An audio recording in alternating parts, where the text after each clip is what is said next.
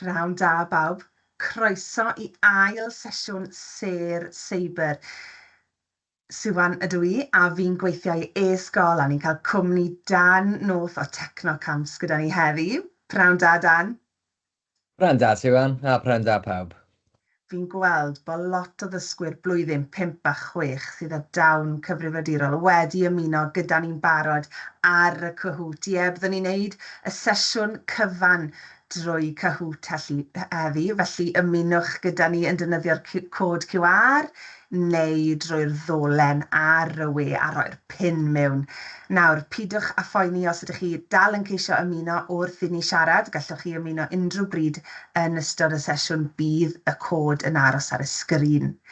Nawr te, tra bod chi gyd yn ymuno ambell beth i nodi, mae'r camrau, y meicroffonnau a'r chat i ffwrdd ar eich ochr chi ar gyfer y sesiynau a mae'n cael ei recordio. Felly, dyma gyfle i chi ddysgwyr cyfrifol a daeth i wrando'n astyd ac ateb cwestiynau'r cwiz fel ni'n mynd trwyddi. Felly croeso i ti Dan. Be ni'n mynd i siarad amdano heddi de? Wel, heddi Swan, ni'n mynd i siarad am rhywbeth really bwysig o fewn cyfrifiadureg, o fewn technoleg, sef y syniad o cryptograffeg, o cuddio negeseuon. Grêt, reit. Mae lot yn ymuno dyn ni heddi Dan. Bron 70 wedi cyrraedd. Fel wedes i, na i symud ymlaen Dan, ond bydd y cod yn aros ar y brig os i chi dal yn ymuno. Dyma ni de. Diolch Dan.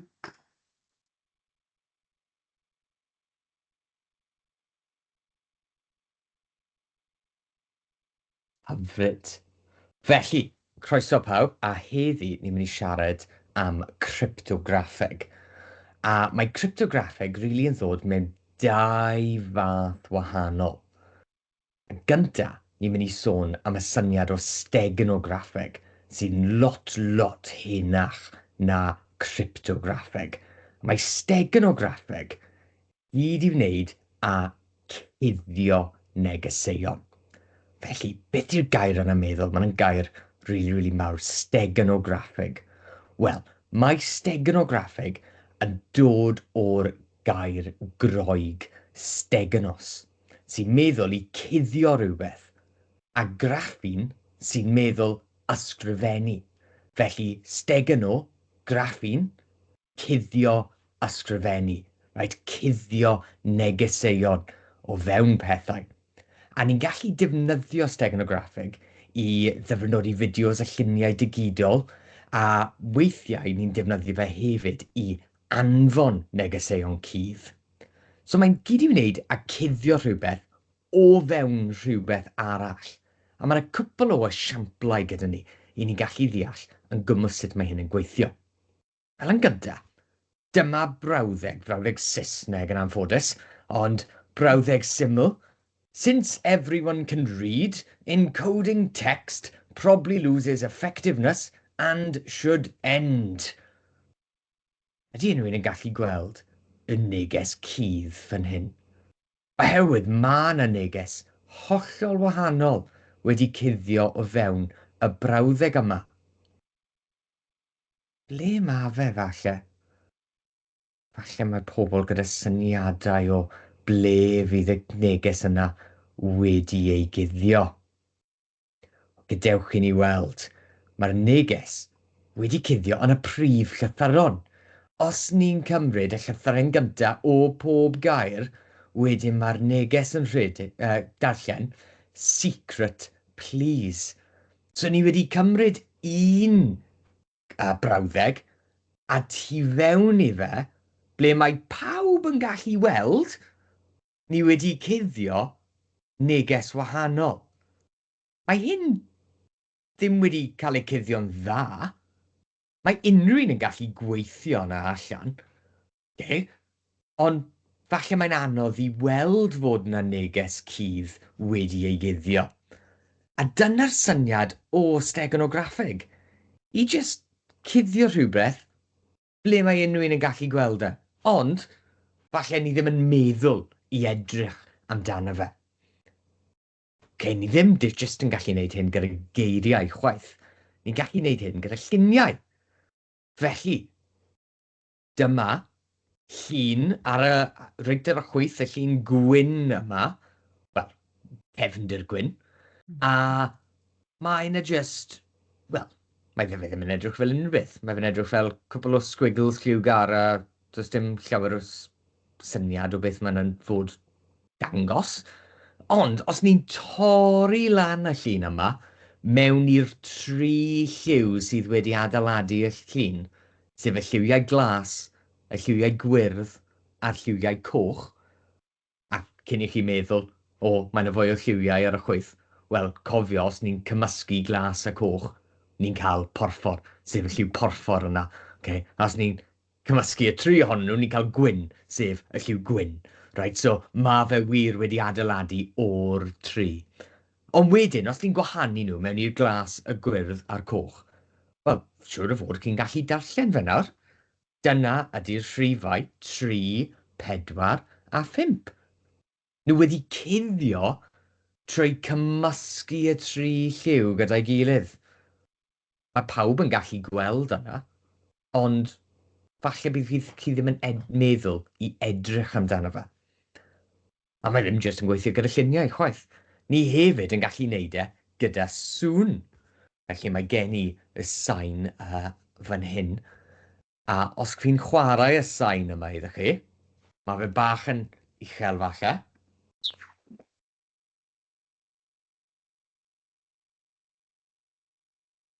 Dim yn sŵn neis iawn.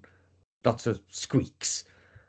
Ond, wel, yna mae jyst yn nodau cerddorol, llwyth ohonyn nhw, wedi adeiladu un ar ben y llall, a mae jyst yn creu sŵn squeaky yna. Ond os ni'n edrych ar y nodau, a dwi wedi wneud hyn yn haws gyda'r llun yma wedi troi ar ei ochr, dyma'r nodau cerddorol fel piano lan y top. A pryd mae pob nodyn yn cael ei chwarae, dyna'r lliw gwyrdd a melyn ni'n gweld yn y canol y llun isod. Dyna'r nodau yn cael eu chwarae. Ac felly, os mae Siwan yn gallu mynd nôl un sleid, ni'n gallu gweld bod mae hyn yn sillafu y gair Wikipedia. Mae'r sŵn yna, os chi'n edrych arno fe ar cyfrifiadur, edrych arno fe fel y nodau sy'n cael ei chwarae, mae'r gair Wikipedia wedi sillafu o fewn y sŵn. Eto, mae unrhyw un yn gallu ffindo hyn. Mae fe ddim wedi cuddio mewn ffordd mae pobl goffa gweithio fe allan. Mae fe jyst yna i unrhyw un gweld. Ond falle bydd neb yn meddwl i edrych amdano fe. Mae hyn yn rili bwysig. Ni'n neud hyn gyda lluniau. Os chi'n prynu llun go iawn o'r we, right? Wel, mae y person sydd wedi creu y llun yna, y copyright, falle chi wedi clywed am y gair copyright, wel, mae'r copyright wedi cuddio tu fewn y llun. Mae neb yn gallu copio'r llun yna a ddweud fod yn llun nhw, oherwydd mae'r person sy'n bia'r llun, wel, mae wedi cuddio tu fewn. Mae'r un beth yn digwydd gyda cerddoriaeth a ffilms, os chi'n prynu nhw yn digidol. Mae'r lle chi wedi prynu fe o, a pwy sy'n bia arno fe, wedi cuddio tu fewn. Mae ddim wedi cuddio i cuddio'r neges. Mae ddim yn bwysig i cael gwared o'r neges a wneud siŵr bod neb yn gallu darllen y neges. Ond, mae jyst wedi cuddio, so mae'n yna am byth. A mae'n gallu profi pwy sy'n bia ar rhywbeth. A dyna steganograffeg. Ni'n defnyddio fe i cuddio pethau. Fi'n credu, mae'n y cwis bach i chi. O, swir. Nawr odi pawb wedi bod yn gwrando? Dysgwyr, ydych chi wedi bod yn gwrando? Mae un cwestiwn yn dod lan. Chi'n barod? Ar steganograffeg, na air mowr, ynddo fe? Steganograffeg yw'r arfer o guddio negeseuon neu wybodaeth o fewn negeseuon neu wybodaeth gyfrinachol eraill. Chi'n meddwl bod hwnna'n gywir? Neu ydw yn anghywir? Meddyliwch nôl I beth mae Dan newydd ddweud. Da iawn. 64 ohonoch chi wedi cael hwnna'n gywir. Stegonograffeg yw'r arfer yn dyfydan o guddio negeseuon o fewn rhywbeth arall. Bendant. Mae fe jyst amdano cuddio pethau. Okay. Does dim rhaid i'r peth chi'n cuddio fod yn gyfrinachol, ond chi'n gallu cuddio fe tu fewn rhywbeth gyfrinachol. Arbennig. So, dyna steganograffeg. Nesaf te, ydy'r gair ni wedi sôn am ar y ddechrau. Cryptograffeg. Bach yn wahanol. Mae'r ddau yn nhw bron o bod yr un peth, ond mae yna wahaniaeth fach rhwngddyn nhw. Beth ydy cryptograffeg yn meddwl te? Eto gair hir. Wel, cryptograffeg yw'r ymarfer ac astudio o'r technegau I cyfathrebu yn ddiogel. So I cyfathrebu heb I unrhyw un gallu darllen y neges chi wedi anfon. So mae'r gair yma'n dod o cryptos o'r Groeg sy'n meddwl cyfrinach, a graffu'n unwaith eto sy'n meddwl ysgrifennu. Felly, cryptograffeg, ysgrifennu cyfrinachau. Ysgrifennu pethau sydd fod yn cudd.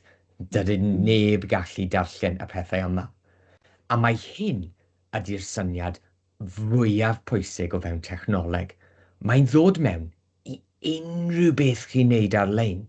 Right? Mae'n cadw y codes chi ar y credit cards yn saff. Okay? Mae neb yn gallu darllen y gwybodaeth tu fewn y cerdyn credit chi. Mae'r pin chi yn wedi hollol cuddio gyda cryptograffeg.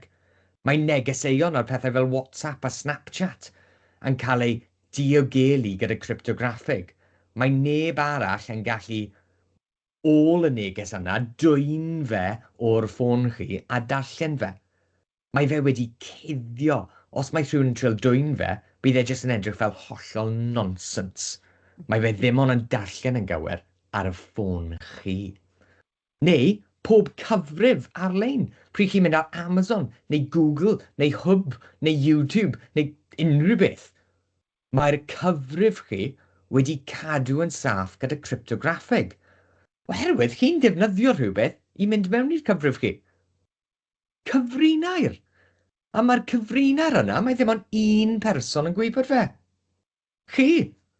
A mae'r cyfrinair yna wedi cuddio o pawb. Nid hyd yn oed Amazon yn gwybod beth ydy'r cyfrinair chi, neu gall rhywun o Amazon mynd mewn i'r cyfrif chi. Wel, mae ddim yn iawn. Fi ddim eisiau pobl o Amazon mynd i'r Amazon account fi. Mae'n pethau fi'n prynu. So, mae'n Amazon methu gwybod chwaith. Mae'r cyfrinair yn hollol ddiogel. Mae neb yn gwybod beth ydy'r cyfrinair chi. Oni bai bod chi'n rhannu fe, y dylech chi ddim wneud yna. OK, so, beth ydy esiamplau te o cryptograffeg? Wel, mae fe'n wahanol I steganograffeg, right? Ni ddim yn sôn am cuddio pethau ble mae unrhyw un yn gallu gweld nhw. Ni'n sôn am newid neges, newid fe I fod yn gyfrinachol. Felly, mae neb arall yn gallu darllen fe. Ddim jyst cuddio fe ar rhywbeth, ble mae rhywun dal yn gallu weld fe, ond newid fe mewn ffordd, bydd neb yn gallu darllen fe. A mae hyn wedi bod yn syniad am miloedd o flynyddoedd. Right, yr un gyntaf ni'n mynd I edrych arno, falle fi'n skipio sleid. Be di'r sleid nesaf, sori, Siwan? Mae'n mlaen y sleid nesaf, ti'n gweld. OK, so mae codau, right, sori, dyna fe fi'n I ddweud, mae codau a seiffrau bach yn wahanol. Ni'n mynd I sôn am y ddau, ond mae cod yn cael ei defnyddio I amgryptio rhyw geiriau, okay? A ni'n troi fe mewn I rhyw cod. Mae seifr I wneud a newid y llythrennau yn llwyr, newid nhw o gwmpas. Felly, mae'n really anodd i darllen y seifr. So, enghraifft o cod, roedd hyn yn cod go iawn oedd wedi cael ei defnyddio yn yr ail ryfel byd. Oedd y Ffrangeg yn gwybod, oedd pobl Prydeinig, oedd y milwyr Prydeinig wedi dweud wrth y Ffrangeg yn ystod yr ail ryfel byd, pryd chi'n clywed y geiriau, John has a big moustache, a os mae unrhyw un Ffrangeg yn clywed y geiriau, John has a big moustache, wel maen nhw'n meddwl fod Prydain ar y ffordd. Ac oedd ni wedi defnyddio hyn yn Normandy, ble oedd Prydain wedi mynd a ymosod ar y bai yn Ffrainc i gwthio yr Almaenwyr allan o Ffrainc. A oedd yna cod, a pryd oedd y cod wedi dod draws y radio, oedd y pobl yn Ffrainc yn gwybod, nawr ydy'r amser i sefyll lan, nawr ydy'r amser i gwthio yr Almaenwyr yn ôl. A felly oedd yna cod, just cod secret. Oedd y Almaenwyr ddim yn gwybod beth oedd y cod yn meddwl, ond oedd pobl Ffrangeg yn gwybod, os ni'n clywed yna, mae'n meddwl rhywbeth arall. Mae seifr yn wahanol. Mae seifr, be ni'n neud fyna, yw ni'n cymryd neges fel, helo, fy enw fi ydy Luke, a ni'n newid pob llythyren. Mewn sawl ffordd wahanol, ni'n gallu gwneud unrhyw beth ni eisiau, ond ni'n newid y llythrenau, so mae neb yn gallu darllen fe. Mae'n edrych fel hollol gobbledygook, right? Fel symbols yna ar y gwaelod, beth ydyn nhw'n meddwl? Dim syniad, ond i bai bod chi'n gwybod beth ydy'r cod secret fi, bydd na ddim ffordd i chi darllen y seifr yna. OK, so, y seifr gyntaf ni'n mynd i sôn am, mae hyn yn really hyn. Oedd Julius Caesar, fi'n siŵr mae pawb wedi clywed am Julius Caesar. Oedd Julius Caesar yn rhedeg oedd yn rhedeg Rome nôl yn, wel, y 1100 cyn Crist, okay? 100 cyn Crist i 44 mlwyddyn cyn Crist. A oedd e'n dyn pwerus iawn, oedd e'n rhedeg Rhyfain, oedd llwyth a llwyth o bobl yn gweithio amdano fe, llwyth o milwyr, llwyth o generals, a oedd Caesar wedi sylweddoli, hang on, mae angen i fi cael ffordd i danfon neges draws Ewrop i gyd. Oedd Rhyfain yn masif. Oedd e'n mynd o Twrci gyd o'r ffordd i Prydain. Oedd e'n masif. A oedd Caesar goffod danfon neges gyd o'r ffordd i'r generals fe. Oedd yn ymladd mewn brwydr. A'r problem yw, os oedd unrhyw un yn darllen y neges yna ar y ffordd, wel, bydd y neges yn pointless. Bydd y pobl o'n nhw'n ymladd yn erbyn yn gallu gwybod beth oedd yr instructions Caesar. Nhw'n gallu gwybod beth oedd y plans. Wel, ma'n ddim yn digon dda. So oedd Caesar wedi dod lan gyda'r ffordd i cuddio negeseuon. Ac oedd e wedi galw hyn y Sêr Seibr. Bach o ego gyda fe fi'n credu. Ond mae'r Sêr Seibr yn gweithio fel hyn. Ni'n newid y llythrennau o fewn y neges trwy symud nhw ymlaen yn o fewn y wyddor. Ni'n symud y geiriau, y llythrennau o fewn gair, cwpl o llefydd yn y wyddor. A wedyn, bydd y pobl eraill methu darllen fe. Bydd e ddim yn neud synwyr rhagor. Mae yna esiampl fan hyn ar y gwaelod. Os ni jyst yn symud y llythrennau o fewn Hello World gan 3 lle yn y wyddor, so mae hy yn troi mewn i hy, i, j, c, hicyn c. Mae yn troi mewn i g, hy. Mae yn troi mewn i n, o. Mae yn troi mewn i n, o. Mae o yn troi mewn i p, q, r, right? A wedyn ni'n gweld mae Hello World yn troi mewn i cwrsrog. Ydy yna'n neud symwyr? Os oedd rhywun yn darllen y neges cwrzog, bydd yna ddim yn synwyr gyda nhw beth oedd e'n meddwl. So dyma'r ffordd oedd Caesar yn anfon y negeseuon fe. Ac yr unig person bydd yn gwybod sut i darllen y seifr oedd y general yna oedd yn gwybod pa rhif oedd Caesar yn mynd i defnyddio. Faint o llythrennau oedd rhaid i fe symud y neges o fewn y wyddor. Oce, gadewch ni weld yma'n digwydd te. So dyna fe, ni'n symud pob llythyren, rhyw nifer o llythrennau ymlaen, a ni'n creu wyddor hollol newydd sydd wedi shifftio ymlaen. A mae gen i esiampl o hyn. Fi'n gallu dangos yn gwmws sut oedd Caesar wedi wneud hyn. So fi'n mynd i rhannu y sgrin fi am eiliad. A bydd Siwan yn dangos y link hefyd, okay? Oherwydd chi'n gallu mynd a... O, sori. Gwneud o'n nôl i fe.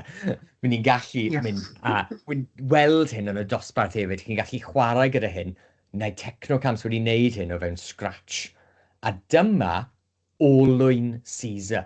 Dyma beth oedd Caesar wedi creu. Dyma sut oedd e'n neud e.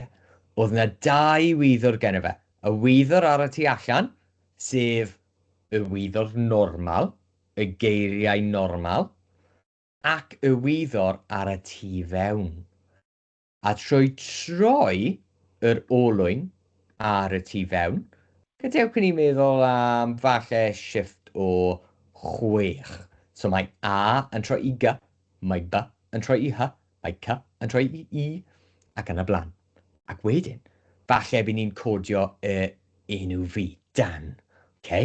So bydd D yn troi i G, bydd A yn troi i G, a bydd N yn troi i T. So bydd yr enw fi yn Jgt. A mae neb yn gallu darllen yna. Neu ni'n gallu dewis shift hollol wahanol. Beth am shift o 17. A bydd ni'n trial amgryptio enw Siwan. So mae S yn troi i G.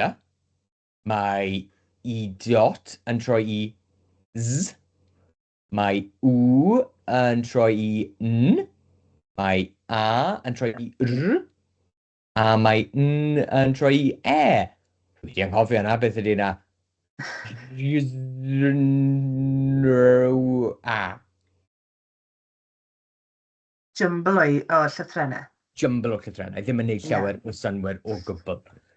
Ac wedyn, gyd oedd y general yn goffo wneud, oedd edrych ar y olwyn yma, a darllen y llythrennau ar y tu fewn, a troi nhw nôl i'r llythrennau ar y tu allan. So oedd E yn troi i N, oedd yn troi nôl i A, mae N yn troi nôl i W, a fi'n nhw'n gallu gweithio allan, oedd y gair yn Siwan. Dyna sut oedd Caesar wedi dod lan gyda cuddio gwybodaeth o fewn negeseuon. So dyma esiampl o cryptograffeg. A dyma'r link os mae rhywun eisiau chwarae gyda hyn ar ôl y sesiwn, okay? tk1.me/Caesar. A mae yna ar gael i chi chwarae gyda. So, does dim lot o amser gyda ni, so bydd ni ddim yn neud yr ymarfer yma, yn lle fi'n mynd i ddangos seifr arall iddo chi. Ond falle chi'n gallu neud y ymarfer yma ar ôl y sesiwn, trwy defnyddio yr olwyn yna. Ie, syniad da, Dan. Cyn i ni symud ymlaen at y seifr arall te, gewn ni cwestiwn quiz bach arall. Ydy pawb yn barod? Reit, cryptograffeg yw ymarfer ac astudio technegau ar gyfer siarad. Chi'n meddwl bod hwnna'n gywir neu anghywir? Technegau ar gyfer siarad.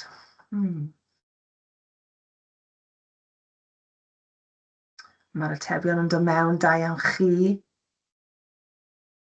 O ie, anghywir yw'r ateb cywir fyna, ynddo fe, Dan? Ie, oherwydd os oedd chi'n siarad mewn seifr, mewn rhyw seifr cryptograffeg, bydd chi'n sôn nonsens. Bydd e ddim yn neud synwyr o gwbl. Bydd neb yn deall beth chi'n dweud. Cryptograffeg yw'r cymryd y pethau chi eisiau ddweud a cuddio nhw. So mae neb arall, ond am chi, a falle'r person chi eisiau siarad yn gallu darllen nhw. Felly darllen neu sgrifennu mwy na siarad yn dyfa. Bendant. Gret. OK. So, dyna yr enw ar Sêr Seibr a seiffrau tebyg i Sêr Seibr, ni'n galw nhw'n seiffrau shift. Mae'n gwneud synwyr. Ni'n shifto y wyddor nôl ymlaen. Okay? Ni'n symud y llythrennau. Ond, mae yna hefyd seiffrau traws osod. Ac mewn seiffrau traws osod, be ni'n neud yw ni'n cymysgu trefn y llythrennau o fewn y gair. So, ni ddim yn newid y llythrennau o gwbl. Mae gyd o'r llythrennau sydd gennym ni yn aros yr un peth. Ni jyst yn newid y trefan nhw wedi ysgrifennu o fewn. Falle bydd Siwan yn troi mewn i wynas. Okay? Ni'n jyst yn newid trefn y llythrennau o fewn enw Siwan. Mae fe dal yn cuddio'r neges, oni bai bod chi'n gwybod yn gwmws sut i cymryd y llythrennau yna a rhoi nhw nôl yn y trefn cywir. Bydd na ddim syniad gennych chi beth mae'r neges yn dweud. Ond mae rhaid i chi gwybod sut i wneud yna. Neu, eto, mae jyst yn edrych fel nonsens. So, y fath o seiffr trawosod ni'n mynd i edrych arno heddi yw y seiffr sitali. A mae'r sitali hyd yn oed fwy hen na y seiffr Seibr. Mae hyn yn dod o'r Sparta mewn Wlad Groeg. A falle mae rhai o chi wedi clywed am Sparta. Oedd Sparta nhw gyd yn dwlu mynd mewn i ryfel. Okay? Oedd nhw'n milwyr trwyddo a thrwyddo. A beth o'n nhw'n neud?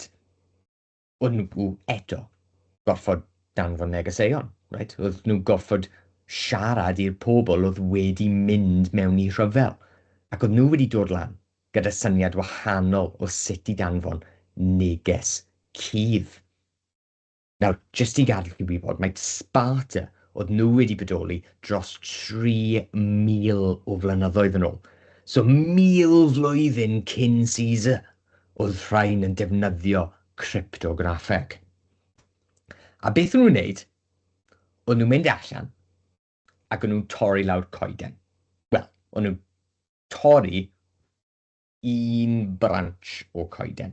Falle nhw'n torri lawr y coeden i ôl y branch off, falle. A nhw'n cymryd y branch yna. A wedyn o'n nhw'n rapio darn o deunydd fel cloth neu bandage neu rhywbeth, okay, o amgylch y branch yna. A o'n nhw'n ysgrifennu ar y deunydd. A wedyn, pryd nhw'n cymryd y deunydd off y branch, bydd e'n edrych rhywbeth fel hyn.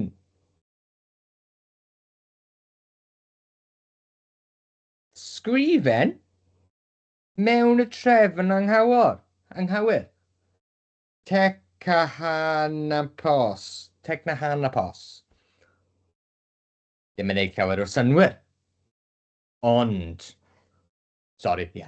Ie, ni'n stopo i rannu i bawb gael gweld bach yn agos na ni. Diolch Dan.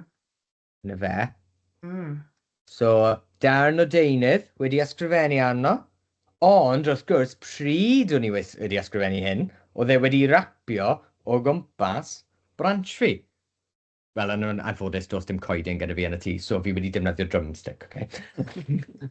So mae drumstick fan hyn gyda fi. A nawr, os fi'n cymryd y neges hyn, a fi'n rapio fe nôl o amgylch y drumstick fi,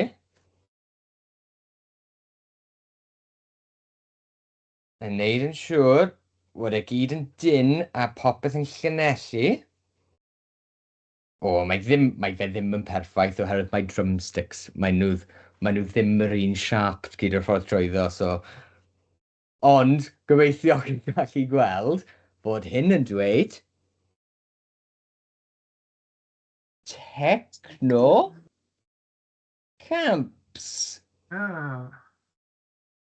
Ac felly, mae'r neges yn troi lan pryd mae'r milwyr yn cymryd y darn o deunydd hir a rapio fe nôl o amgylch.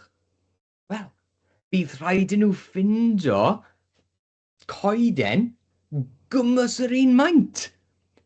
Ac felly, oedd na ffordd i stopio unrhyw un arall darllen fe, oherwydd doedd dim ond y milwyr, neu falle dim ond y general eto, yn gwybod, o rhaid, os ni'n derbyn neges, mae rhaid i ni mynd allan a ffindo goeden sydd yn gwmws troedfedd a hanner yn trwchus. A bydd ni'n torri yna lawr, a wedyn bydd ni'n gallu darllen y neges. Oedd neb arall yn gwybod y maint gywir, so bod nhw'n methu darllen y neges. A felly dyma system really hen o cryptograffeg traws osod. Mae'r llythrennau wedi newid lleoliad o fewn y neges. So mae'r neges ddim yn dweud yr un peth rhagor. Rhaid i chi gwybod sut i rhoi fe nôl yn y trefn gywir. Ac hefyd, mae'n y link gen i fi i hyn iddo chi hefyd.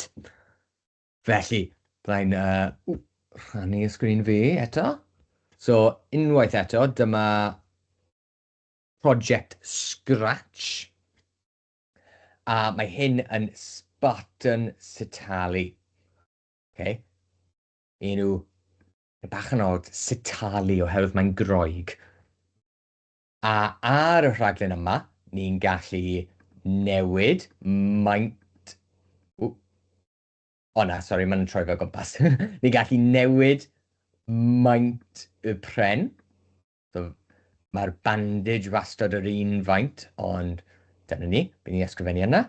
A falle byddai'n ysgrifennu Technocamps unwaith eto. A dyna chi. Chi'n gallu gweld bod e wedi rapio o gwmpas, a dydy e ddim, os o'n ni'n cymryd hyn off, mae'n dangos iddo chi beth bydd y neges yn edrych fel ar darn o bandage. C-E-A, C-M, H-P, N-S, O. Ddim yn neud synwyr, ond pryd chi'n rapio fe, mae'n darllen yn gywir. A dyna ni. Dyna seifrau traws osod. Arbennig. Wel, jyst yn gloi te i crynhoi popeth ni wedi sôn amdano. Mae steganograffeg gyd i wneud a cuddio negeseuon tu fewn negeseuon arall. Okay, mae yna seifr o'r enw Seibr Bacon sy'n neud gymys fel hyn. Dyna beth oedd yn agos i beth o'n i wedi wneud ar y ddechrau gyda'r prif llythrennau yn darllen rhywbeth hollol wahanol. Seibr Bacon yw esiampl o yna'n digwydd.